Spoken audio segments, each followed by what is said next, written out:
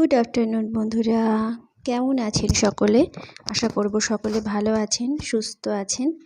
যে যেখান থেকে আমাকে দেখছেন আপনাদের সুস্থ কামনা করি।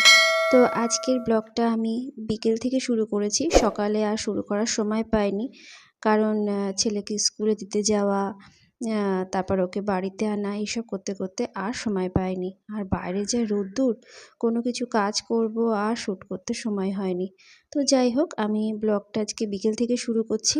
তো দোকানের বাজারঘাট সব চলে এসেছে। আমি একটা স্লিপ করে দিই, মানে খাতা আছে যেটাকে বলতে গেলে, সেই খাতার মধ্যে সমস্ত কিছু লিখে দিই যে আমাদের সারা মাসের কি লাগবে। ছেলের টুকিটাকি বিস্কুট, চকোস, এগুলো আমি এই কৌটোটার মধ্যে রাখি। যখন যা দরকার হয় তখন সেটা বের করে নিই। আর চানাচুর তো চাই।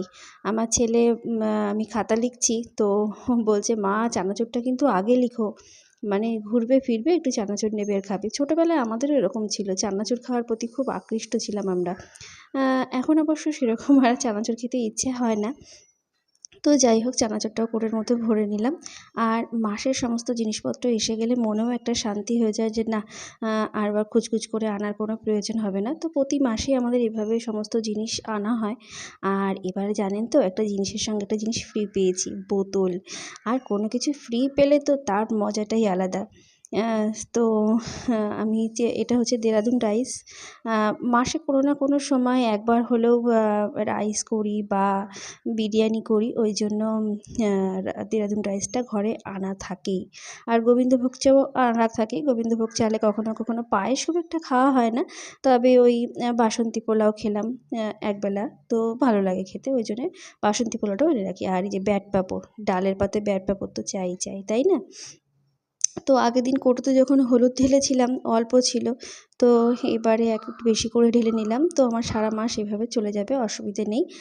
আর মোটামুটি হারপিক, কিষান টর্চ, আর এই যে সেই বোতলটা যার কথা বলছিলাম, এটা আমি একটা ধূপকাঠির প্যাকেটের সঙ্গে ফ্রি পেয়েছি।